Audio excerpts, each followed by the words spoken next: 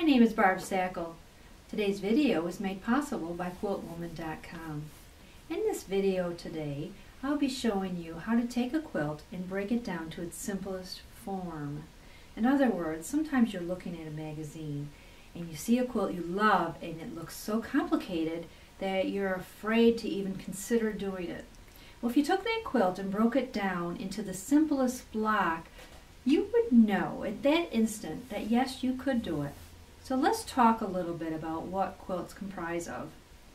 Well, they usually comprise of blocks. Here are some of your most simplest basic block.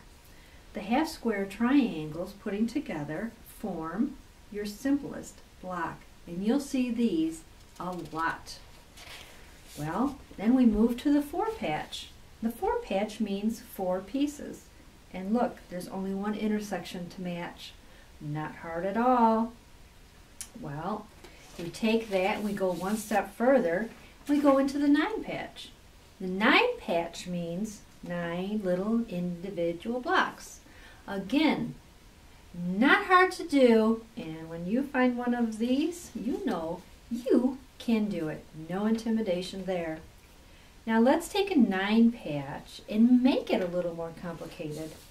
Here it is. This is the Ohio Star. It's still 9 little spaces, but now your little spaces have a little action in them. But you can do this, and when you look at the block, you can say, yes, they're all very simplistic. I can do those. Well, to get a little more complicated, we're going to move into what is known as a 5-patch. Now, a 5-patch block is when you count the blocks across and down.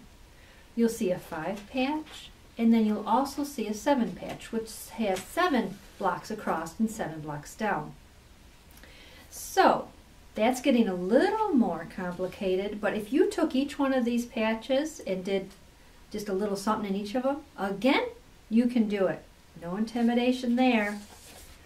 Well, you've probably seen this. This is the log cabin, or if you've done my beginning quilting series, you've worked on courthouse steps, which is just adding on pieces one or two at a time to a center unit. They're new, and it's fun and exciting. This is something that's starting to get a little more intricate, and this is when you start to use templates. At this stage, you're in intermediate quilting. But let's take a look at some of my quilt samples I have and see if you can break them down into the simplest form. For instance, my intermediate quilt behind me. Well, this quilt is going to be coming up in my next video series, but can you see what it's comprised of?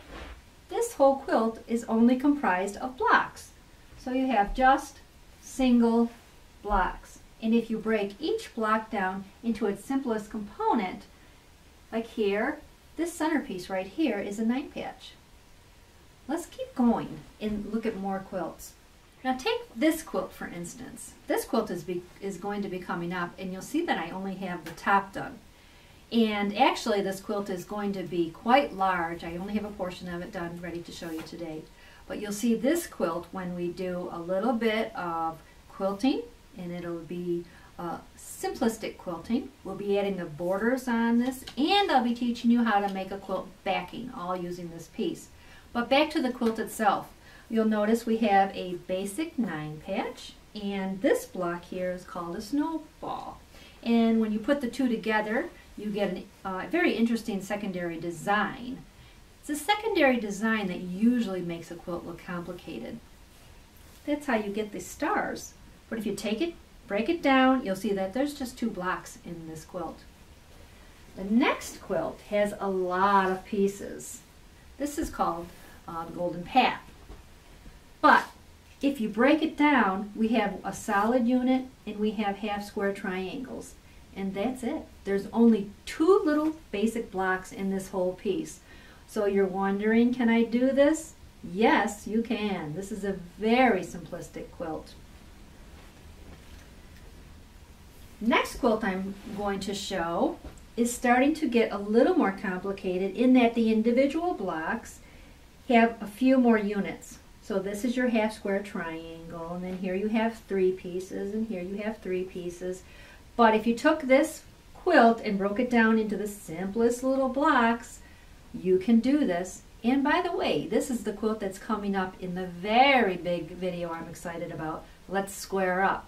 This shows you how to put precision into your quilting.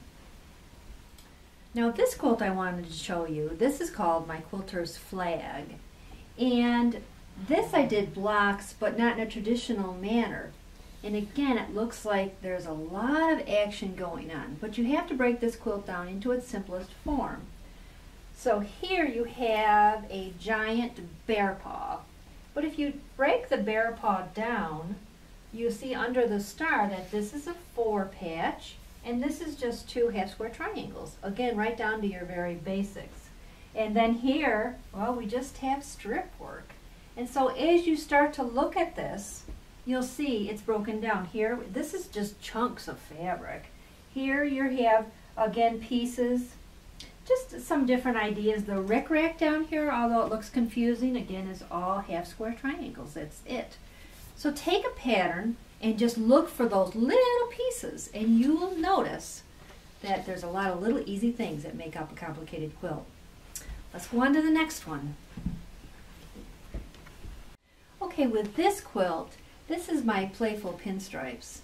And you'll notice something very interesting. There are no blocks at all. This is what you consider it to be a row quilt. In other words, this whole piece of fabric is considered your block, not all the little pieces that we knew. So this whole piece up here, that's your block. And then look at all these. These are just straight strips. There is no finagling at all with those. You just sew them on. The most complicated piece of this is just the flying geese. In each one of these flying geese are only 3 pieces of fabric, and well, there's a trick that I use putting those together. So again, this quilt is very simplistic. One thing I wanted to bring up with this quilt also, this quilt is made out of flannel.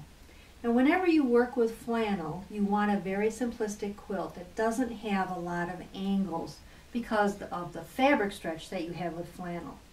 So whenever you consider doing flannel as a quilt, look for just big basic pieces, and that'll make your life a lot easier.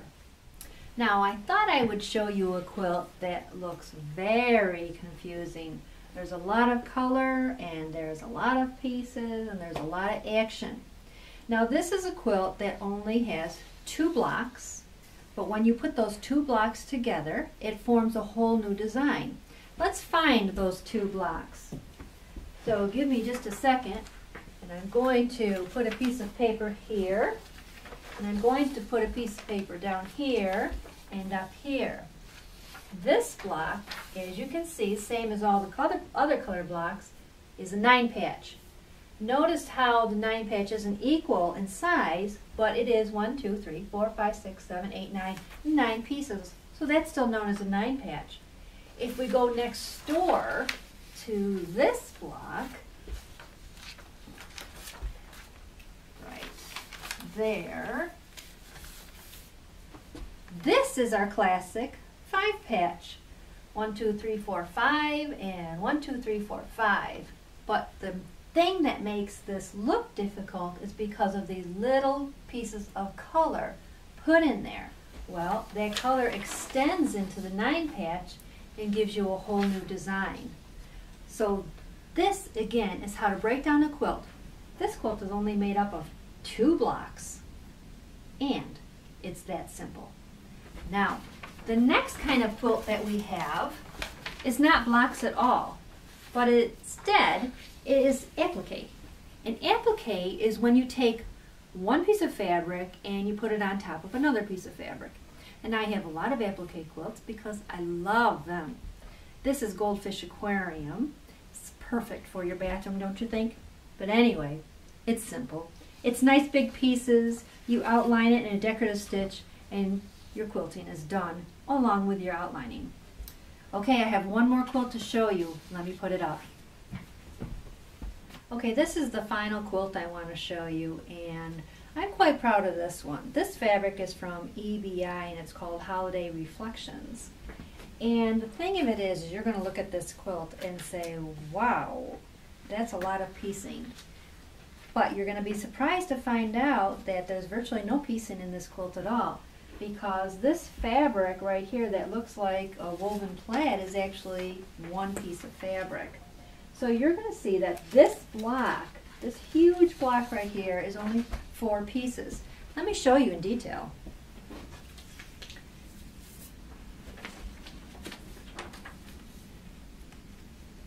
I'm going to take the paper here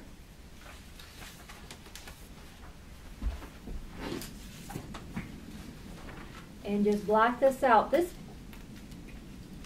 block starts with 2 half triangles, like we've talked about. There it is, and then I simply add 2 little pieces in the corner. So that's it. This is a very simplistic block with 4 little pieces. There's the block. Now, what's different about this quilt is it has a little bit of sashing in it to separate the blocks. So, you can see that 4 blocks make up 1/4 of this quilt. You have 4 blocks and then 4 pieces of sashing. It doesn't get any easier than that. And if this looks complicated up here to you, all this is 2 half square triangles again. But because you position them differently, it makes it look like a whole different kind of pattern. So you have 2 half square triangles here, here, here, and so on. So this quilt is almost comprised of just the most simplest block there is with a little bit of sashing. This is called Jewels, by the way, and it is available at QuiltWoman.com. If you've liked any of the quilts you've seen today, everything is available at QuiltWoman.com. So thank you for joining me today.